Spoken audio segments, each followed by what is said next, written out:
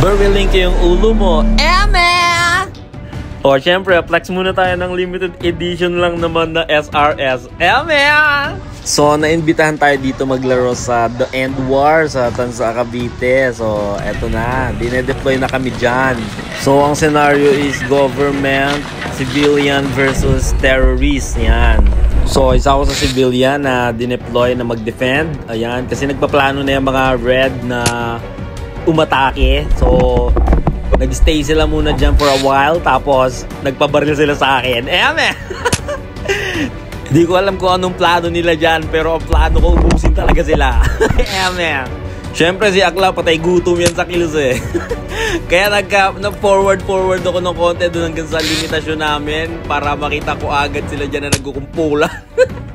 Pinagbabaril ko talaga agad. Kahit yung mga walang muang na nakatambay lang, pinagbabaril ko yung tadyang. Ito si Kuya, maramdaman mo yung pighati niya nung tinamaan ko eh. Hit na.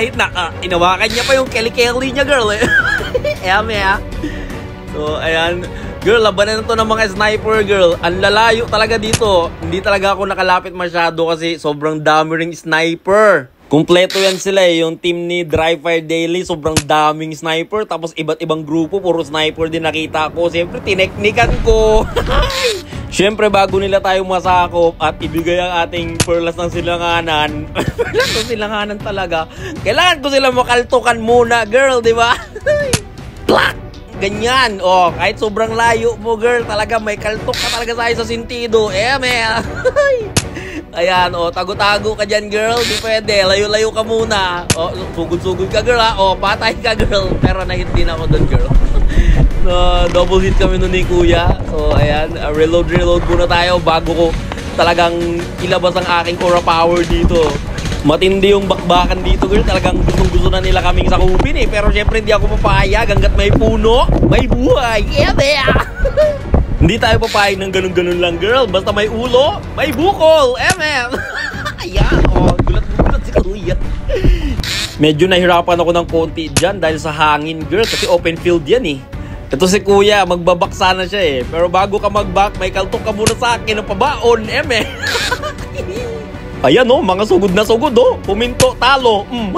Puminto ka kasi, girl. Gusto na nilang magsipag-ikot eh. Pero buti na lang nabablock natin sila, no? Pak! Kahit gaano ka kalayo, girl. At saka nagpukunyari ka dyan na dahon. Abot ka ni Akla. Ito si Kuya, may pagka-Rambo yan eh. Yung chinelas, yung bakunat, maraming beses ko na pinagbabarel, oh. Hindi ko na sinama sa record, nakakaubay. Tapos iniwan ko na siya dyan, nag-forward na ako, demonyo ka kasi, hindi ka nakakaramdam.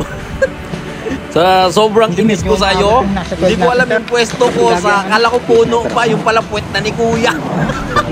Ayan oh, ididikit ko pa talaga yung peslak ko dyan, girl, oh, pak. Pero yung puwet ni Kuya may plus 2 accuracy yan eh. O, dalawa kayo dyan. O sige, dalawa kayong bibigyan dyan. Plak! O. Grabe na ako magkasadyan. O, ang bilis na eh. Pero may nakita ako parang lumulutang na sombrero ni Dry Fire Daily.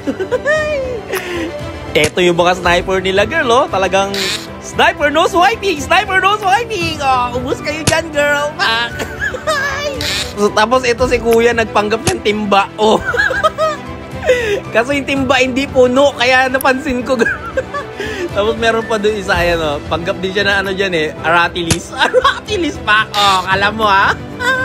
Ito yung mga nakakainis na naka-helmet, no? Naglalagutukan yung ulo, pero hindi umaamin kasi hindi masakit. Dapat bawal na yung helmet eh. Mag-iimbento nga ako ng helmet na gawa sa plastic labo para ramdam nila, girl. Buti pa to si Kuya, oh, kahit nagpanggap siya ng tipaklong dyan, oh, umaamin. Pero maraming honest din, girl. Oh, mas marami naman yung honest kaysa dun sa mga dishonesty. Oh. Ito si Kuya na parang nabigla lang yan eh. Oh, pero nung pangalawang beses, so, plak! Oh, opo, sorry na po. Ito, feeling ko si Dry Fire Daily yan. Ayan, oh, kasi may balbas eh. Oh, alam ko yan eh, yung tayuan niya eh. Tapos bumalik ulit siya. Kaso, sorry girl, talagang ano eh. Ang bilis mo bumalik, kaya ayan oh, kaltok talaga inabot mo. I love you, girl. So, balik tayo dun sa mga nag-aabang sa base. Di pwedeng wala kayong kaltok, girl. Tapos yun, binalikan ko ulit yung kabilang side na may nagtatago na parang shadow dyan. Ito si kuya, grabe, parang napapalakpak siya eh. Oh. Di mo alam kung nagalingan ba o ano eh. Tapos ito si kuya, parang matampuhin yan eh. Tignan mo parang, ayan oh, parang nadismaya siya eh. Parang pag ganyan, gusto kong bawiin eh. Parang, ba't ko ba siya binarel? Kawawa naman. Ito si kuya, nahuli ko yan eh. Nagpapapak ng kape. Magugulat yung girl. Tapos ito si girl, oh, nagpanggap na bangkito. Hindi niya alam ko pa rin na tao siya kahit nagpanggap siyang bangkito, girl. Ito, naawa na ako dito kay kuya. Feeling ko talaga, sobrang daming beses ko siya binaril. Kanina ko pa nakikita siya. Ayan, oh, napa-watch binene siya dyan eh. Tapos may sumigaw, akla, alas 11 mo. O sige, paputukin natin yung ulo.